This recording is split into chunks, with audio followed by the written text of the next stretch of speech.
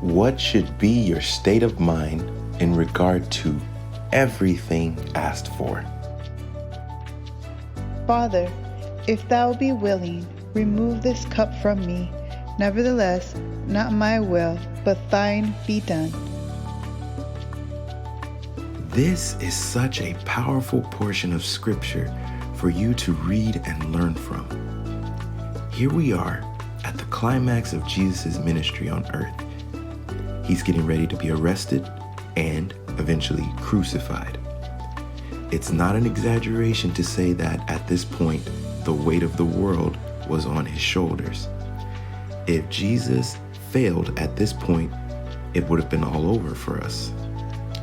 It's not surprising that we find him in prayer.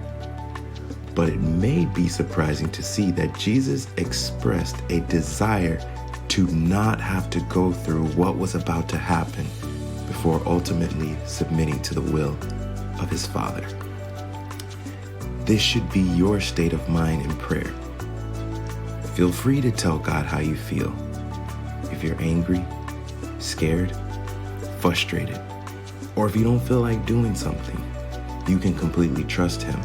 However, once you've shared with him, ask for his will to be done. He will give you the strength to overcome.